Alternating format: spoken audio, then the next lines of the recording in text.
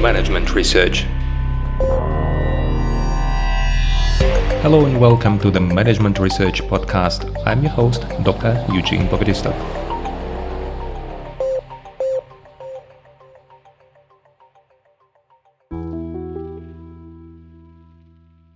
Hello and welcome to the next episode in our mini-series on the relational models theory. And I promised you that today we're going to talk about the conflicts and why they appear, at least from the point of view of this theory.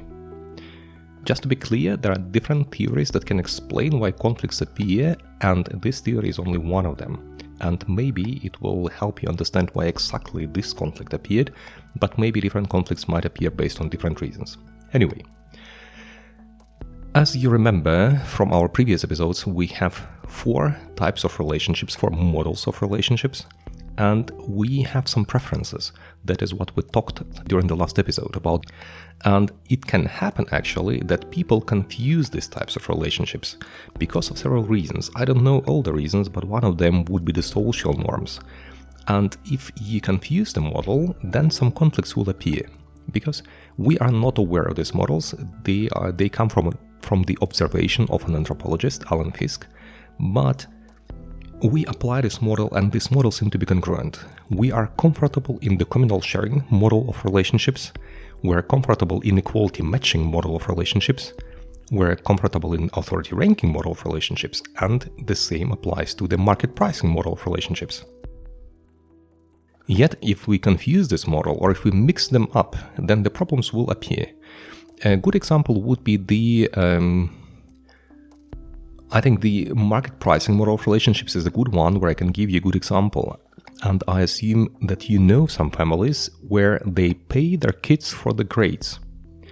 And this is exactly the problem where you definitely know that the problem will appear. Not definitely, there is of course, as I told you in the episode about the market pricing, that I knew a family that successfully applied the market pricing model of relationships with their kids, but it spread through all types of relationships that they had in this family.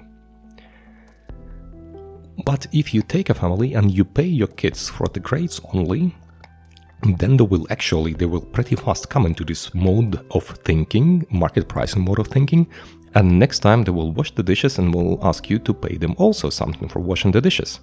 And usually the parents say, no, this washing the dishes is just a part of your family obligations. But there is nothing like family obligations in the market pricing model of relationships.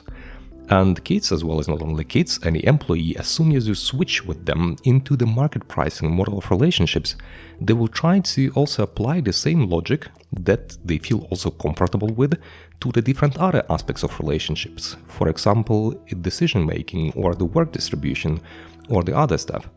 And if you want to remember all these dimensions, we talked about them during the episode on market pricing model. And this will introduce a conflict because the kids will not understand what you want from them and why they're paid in one type of work but not in the other type of work. The same, by the way, applies, at least in Ukraine, we say that the money destroys every friendship. And this goes in line with this theory. As soon as the nice relationships that might be equality matching or even communal sharing, best friends relationships work, and you introduce some monetary incentives in them, it may ruin the relationships. I have seen it many times, and I think as we have this saying for some reason, each time you introduce money, you introduce automatically a kind of different way of thinking, different way of percepting of your relationships, this market pricing model of relationships. And all of a sudden you would like to have more from what you invested. You would like to distribute the work differently. You would like to distribute the responsibilities differently and do many things in these relationships differently. That is why, at least in Ukraine, we usually recommend not to mix up the friendship with the money. But what you see here is that actually mixing up the models leads to highest problems. And if you want to have another example that I have observed during my career, think of the firms where the manager comes to his or her employees and says, "Hey, we are one family." And then he or she gets surprised that people are stealing something from job. And actually they are not stealing. If you pronounce that we are one family, then actually we talk about the communal sharing type of relationships. And it means that people don't understand what is there, what is not. Everything belongs them jointly, the firm belongs them and they belong to the firm. So this is a kind of the family relationships. And if they take something from firm, they are not stealing it. They are taking it because it belongs to them. They also bring something to work, but usually managers don't notice that something has been brought to work. They usually notice if something has been stolen, but it is not stealing from this point of view. Or if a manager says, we are one team relationship assumes that we have equality matching type of relationships. And it means the fair distribution of income, the fair distribution of work, the fair distribution of responsibility.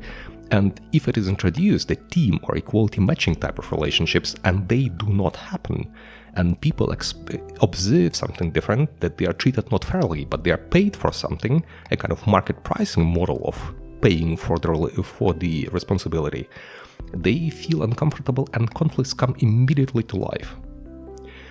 That is why next time, if you think about the conflicts in your life, think about how they came to life and what was the issue. Usually it is the relationship, and try to understand in this relationship what people assumed from you, what type of relationships you assumed it to be, and what type of relationships the other party assumed to be. And then you will understand whether you can change something, and maybe you misunderstood something very important. In the next episode, we're going to talk about signaling, how to interpret the model of relationships that the others would like to have. And this might help you understand how to avoid conflicts and what type of relationships you can engage into in order to make your friendship or your collaboration as efficient and as effective as possible. I hope it was interesting, and I'll see you next time in the next episode. Wish you all the best. Bye bye.